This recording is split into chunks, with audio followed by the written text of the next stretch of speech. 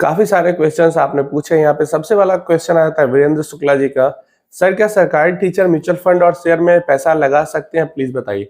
देखिए, कोई भी आपकी सरकारी पोस्ट अगर ऐसी नहीं है जिससे कि आप या तो पूरे शेयर मार्केट का या फिर किसी पर्टिकुलर कंपनी के स्टॉक का जो प्राइस है उसको इन्फ्लुएंस कर सकते हैं, आपका एक डिसीजन उसकी किस्मत बदल सकता है या बिगाड़ सकता है। क्लियर है?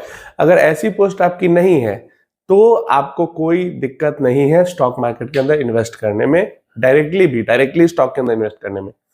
लेकिन अगर आप म्यूचुअल फंड के अंदर इन्वेस्ट करते हैं तब तो आपको कोई दिक्कत ही नहीं। म्यूचुअल फंड के अंदर तो सारे लोग इन्वेस्ट कर सकते हैं, क्योंकि म्यूचुअल फंड के अंदर किस पर्टिकुलर स्टॉक को चुनना है ये आपके नॉलेज में नहीं होता और आपकी जिम्मेदारी नहीं होती। आप म्यूचुअल फंड के अंदर इन्वेस्ट करते हो, वहां पे जो फंड मैनेजर है वो चुनता है स्टॉक को, तो इंटरेस्ट ऑफ कॉन्फ्लिक्ट कभी आपका नहीं होता।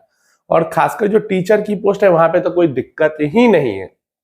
तो ये बात जान लो, डायरेक्ट स्टॉक में इन्वेस्ट करने के लिए कई सारे लोगों को रिस्ट्रिक्शन हो सकता है गवर्नमेंट पोस्ट पे, लेकिन म्यूचुअल फंड के अंदर इन्वेस्ट करने में रिस्ट्रिक्शन नहीं होगा। निखिल जी पूछ रहे हैं, क्या ये फंड 12 से 15 साल में करोड़पति बना सकते हैं 20,000 पर मंथ एसआईपी से? ये पूछ रहे हैं अल्फा मोमेंटम और जो स्मॉल कैप फंड है इनके बारे में पूछे। डेफिनेटली जो अल्फा फंड है, मोमेंटम फंड है और स्मॉल कैप फंड है, अल्फा मोमेंटम को छोड़ अगर स्मॉल कैप के अंदर अगर 20,000 रुपए की हर महीने एसआईपी की जाए पेशेंस के साथ, बिना डरे घबराए, तो अंडर 15 इयर्स 1 करोड़ का कॉर्पस डेफिनेटली क्रिएट हो जाएगा। तेजीत साहू जी का कमेंट है, sir I had already invested in cotton small cap 20 lakh rupees since 18 months, मतलब 18 महीना से थोड़ा करके 20 लाख तक इन्होंने इन्वेस्ट कर दिया कोटक के अंदर। अब इनकी जो वैल्यू है वो लगभग 26,70,000 रुपए की हो चुकी है। तो इनका गोल जो है वो लॉन्ग टर्म है, 10 साल से ज्यादा का है। तो ये जानना चाहते हैं क्या इसको कोटक में ही रहने दे या फिर इसको स्प्लिट कर ले दूसरे स्मॉल कैप फंड्स में। तो देखिए, अगर आपका टोटल जो इन्वेस्टमेंट है वो 50-60 लाख रुपए का है मिनिमम, और उसमें से 20 लाख रुपए कोटक स्मॉल कैप में पड़े हैं, अब जो कि बढ़ के 26 लाख हो चुके हैं, 27 लाख के लगभग, कोई दिक्कत नहीं है। लेकिन आपका पूरा का पूरा यही 27 लाख का पोर्टफोलियो ही है और पूरा एक ही स्मॉल कैप फंड के अंदर डाला हुआ है, तो यहाँ पे थोड़ा सा दिक्कत जरूर है। अब दिक्कत ये नहीं है कि कोटक स्मॉल कैप फंड आपका पैसा लेके भाग जाएंगे, दिक्कत ये है कि 3 अगर स्मॉल कैप होते तो मान लो किसी टाइम पे किसी 1 साल 2 साल के पीरियड में कोई स्मॉल कैप फंड बढ़िया परफॉर्म करता है, किसी 1-2 साल में दूसरा करता है, किसी 1-2 साल में तीसरा करता है। तो ऐसे में हर टाइम पीरियड में आपका जो पोर्टफोलियो है वो ठीक तरीके से ग्रो करता रहता है। क्लियर है? अब क्योंकि एक ही फंड में पूरा पैसा है तो कुछ समय तक पूरा पैसा ही आपका नहीं चलेगा, बस पोर्टफोलियो पड़ा रहेगा, और फिर जब चलेगा तो फिर पूरा पैसा ही एक साथ चलेगा। तो इससे क्या होता है कि पोर्टफोलियो की वॉलेटिलिटी थोड़ी सी, जैसे एक तो स्मॉल कैप तो ऐसे ही वॉलेटाइल है, लेकिन एक ही फंड है तो पैसा नहीं चलेगा तो नहीं ही चलेगा, चलेगा तो बहुत चलेगा। लेकिन अगर 3 स्मॉल कैप होते, 2 स्मॉल कैप भी मिनिमम होता, तो क्या होता, एक दूसरे को वो कंपनसेट करते, एक परफॉर्म नहीं कर रहा, दूसरा कर रहा, दूसरा नहीं कर रहा, तीसरा कर रहा। तो ऐसे में जो ओवरऑल पोर्टफोलियो की वॉलेटिलिटी है वो कम हो जाती है और धीरे धीरे तरीके से ग्रो होते रहता है। ज्यादा दिक्कत नहीं, बस दिक्कत यही है कि थोड़ी सी पैसे की मैनेजमेंट अच्छी होती अगर एक की जगह 2 में होता तो। इसके अलावा अगर 2-3 और फंड्स है जिसके अंदर और काफी सारा पैसा इन्वेस्टेड है तो फिर कोई दिक्कत नहीं, तब तो फिर ओवरऑल पोर्टफोलियो लेवल पे तो आपकी वॉलेटिलिटी ठीक होगी। तो बस इस चीज को करना है कि अगर सेम यही है तो एक और फंड अगर कम से कम ऐड कर लेते और इसमें से थोड़ा स्प्लिट कर लेते तो एक बेहतर डिसीजन होता। विक्रमजीत जी का सवाल है, आशु सर मैंने 2 महीने पहले पास्ट रिटर्न देखकर आदित्य बिरला पीएसयू और एचडीएफसी डिफेंस फंड में एसआईपी शुरू कर दी। अब आपके वीडियो देखने के बाद कंफ्यूज हो गया हूं, मुझे 15 साल तक इन्वेस्टमेंट करना है, एसआईपी जारी रखूं या दूसरा फंड ले लूं। अब देखो, हो गई ना दिक्कत, आपने पिछले 1 साल का सेक्टोरल फंड का रिटर्न देखा और वो देखकर एसआईपी शुरू कर दी। अब पिछले 3 महीने से बुरा हाल पड़ा है, 10% 15% निगेटिव में फंड्स घुसे हुए हैं। और मुझे तो ये नहीं समझ में आता, जब इतना लंबा 15 साल का गोल है ही, कोई सेक्टोरल फंड अगर आप लगातार उसमें 15 साल तक एसआईपी करो तो वो आपको स्मॉल कैप फंड जो 15 साल में रिटर्न दे सकता है उससे बेहतर रिटर्न निकाल के नहीं देगा। ये बात पास्ट में प्रूव हो चुकी है और फ्यूचर में भी यही होने वाला है। फ्यूचर में कुछ अलग सा नहीं हो जाएगा, अलग अब एकदम डिट्टो कॉपी नहीं होगा, लेकिन इसी की जैसी चीजें होंगी, इसी जो पास्ट में हो चुकी है चीजें, इसी फ्रेमवर्क पे चीजें होंगी।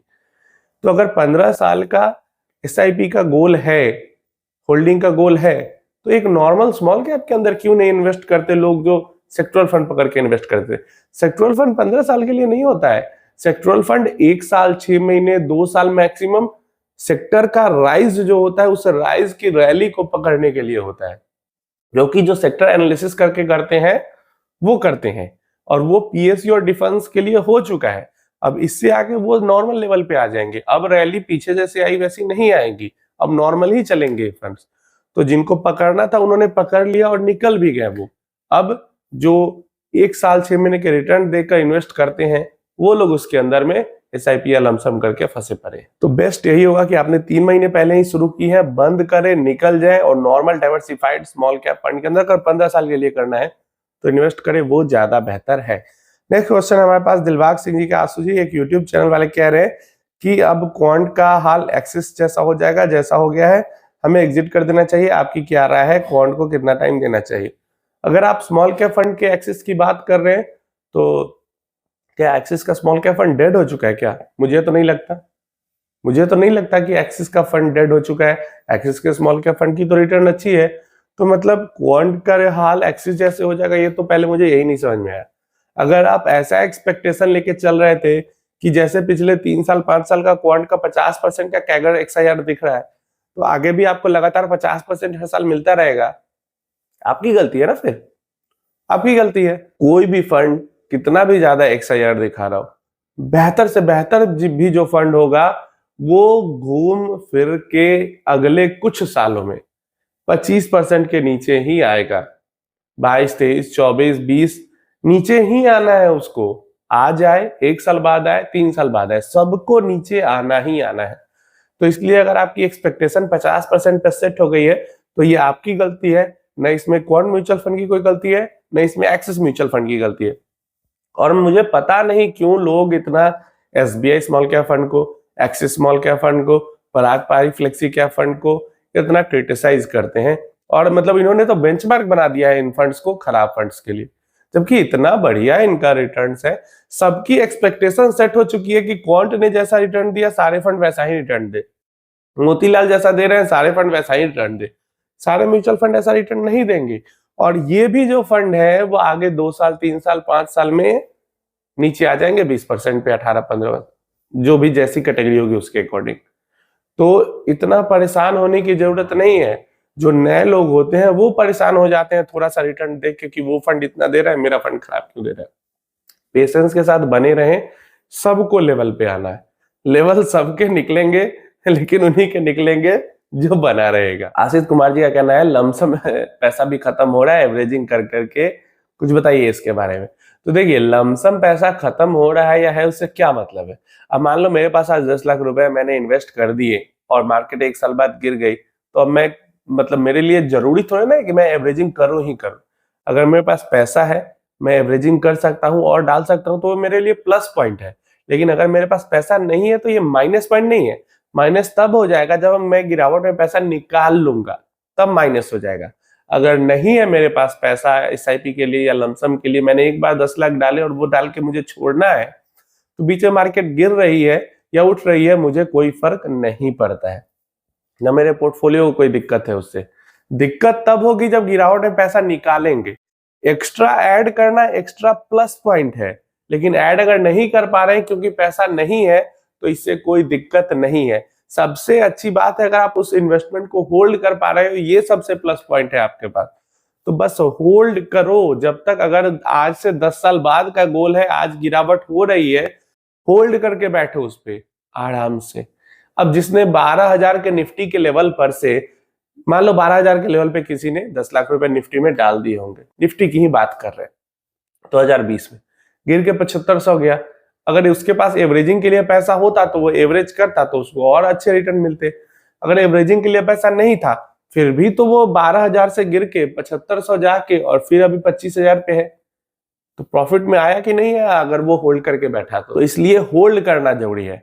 अब आप बोलोगे कि किसी ने 12,000 पे इन्वेस्ट किया, वो 25,000 पे है, और किसी ने अगर गिरावट में 7500 पे इन्वेस्ट किया होगा, वो 25,000 पे होगा, तो दोनों का रिटर्न में काफी अंतर होंगे, वैल्यू में पैसे की काफी अंतर होगी।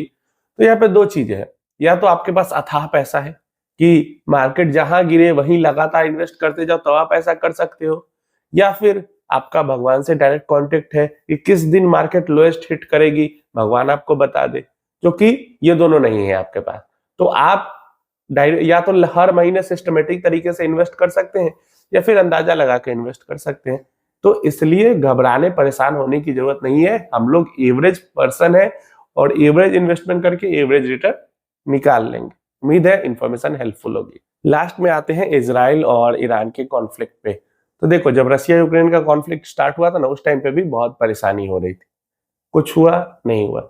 सेम इसके साथ भी होगा, धीरे धीरे धीरे करके कभी ये 1 महीने बाद मिसाइल चलाएगा, कभी वो 1 महीने बाद मिसाइल चलाएगा, और नॉर्मल वर्ल्ड के लिए ये चीजें नॉर्मल हो जाएगी और मार्केट पे फिर इसका इफेक्ट होना बंद हो जाएगा। मुझे एटलीस्ट यही लगता है कि शॉर्ट टर्म में इसके कारण इमोशनल कुछ डिसीजन इन्वेस्टर ले, या इमोशनल कुछ डिसीजन मार्केट के अंदर में हो, लेकिन लॉन्ग टर्म में धीरे धीरे करके ये चीज नॉर्मलाइज हो जाएगी, और जो इसका अफेक्ट भी है वो धीरे धीरे करके होना बंद हो जाएगा, जैसे रशिया यूक्रेन का अफेक्ट होना बंद हो गया। आपकी कोई क्वेश्चन क्वेरी है तो नीचे कमेंट बॉक्स में पूछ लेना, और डेफिनेटली मैं जवाब देने की उसकी कोशिश करूंगा।